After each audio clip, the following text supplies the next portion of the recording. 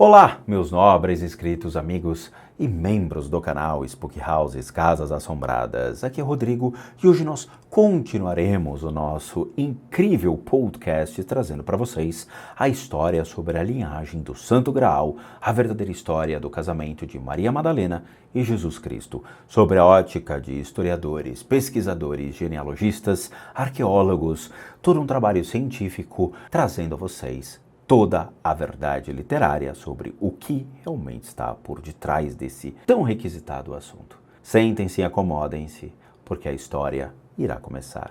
Os pergaminhos tinham sido escondidos durante a revolta dos judeus contra os romanos, entre 67 e 70 anos depois de Cristo, e jamais recuperados. O livro do Antigo Testamento de Jeremias 32:14 diz profeticamente: assim diz o Senhor dos Exércitos, toma essa escritura, tanto a selada como a aberta, e mete-as num vaso de barro para que se possam conservar por muitos dias. Entre os textos mais importantes dos manuscritos, o pergaminho de cobre traz um inventário dando as localizações dos tesouros de Jerusalém e do cemitério do Vale do Cedron. O pergaminho de guerra contém um relato completo de táticas e estratégias militares. O manual da disciplina especifica as leis e a prática legal junto ao ritual habitual e descreve a importância de um conselho dos 12, designado para preservar a fé da terra. O fascinante Habakkuk Becher faz um comentário sobre as personalidades contemporâneas e desenvolvimentos importantes da época. Também faz parte da coleção de um manuscrito completo de Isaías que, com cerca de 9 metros de comprimento, é um pergaminho mais longo, séculos mais velho que qualquer outro documento conhecido dos livros do Antigo Testamento.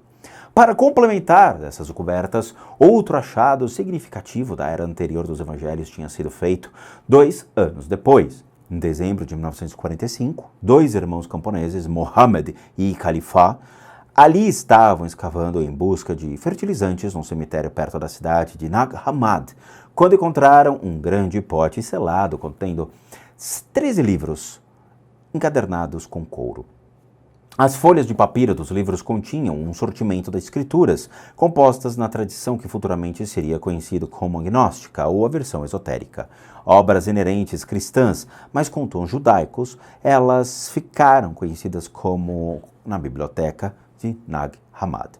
Os livros foram escritos na antiga língua cópica do Egito. Durante os primeiros anos da era cristã, o Museu Cópico, em Cairo, certificou que eram em verdade e cópias de outras obras muito mais velhas, originalmente compostas em grego.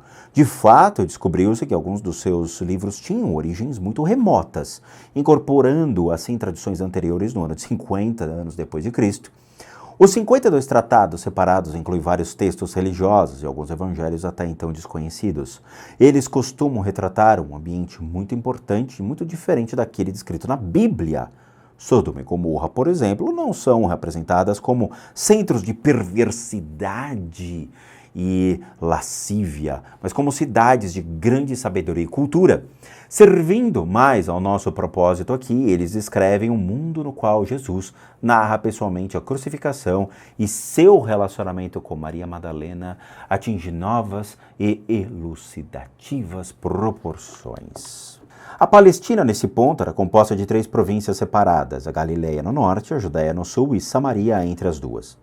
Júlio César tinha colocado o Edumeu Antipater como procurador da Judéia, com seu filho Herodes como governador da Galileia.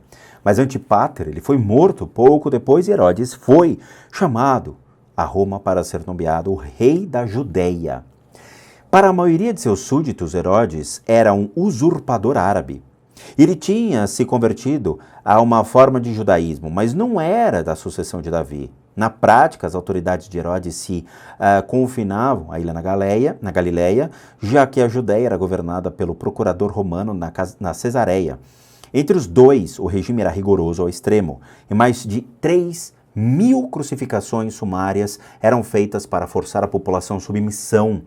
Os impostos proibidos eram cobrados, a tortura se tornara uma prática comum e a taxa de suicídio entre os judeus subia de maneira alarmante. E foi aí que nasceu Jesus. Um clima de opressão controlado por um monarca marionete, apoiado por uma força ocupacional militar altamente organizada, os judeus vinham desesperados pelo seu tão aguardado Messias. Mas nem se pensava que o tal Messias fosse divino. O que as pessoas esperavam era o líder que usasse a força para garantir-lhes a liberdade dos senhores romanos. Entre os famosos pergaminhos do Mar Morto, o texto conhecido como a regra de guerra determina uma estratégia para a batalha final, chamando o Messias de comandante militar supremo de Israel. Que tal essa? E isso encontra-se num documento chamado Wir Bayern Leich em Lincoln, que chama-se The Dead Sea Scrolls Deception, no capítulo 9, página 141. Bom, meus amigos do canal, espero que vocês tenham gostado deste incrível capítulo. Realmente, nós teremos uma saga histórica desvendando todo o passado e trazendo elucidações sobre todas as dúvidas que nós temos sobre o que realmente aconteceu. Eu espero que vocês tenham gostado. Por favor, se inscrevam no canal, deixem seu like e compartilhem esse conhecimento para que muitas pessoas tenham acesso a tamanho aprendizado.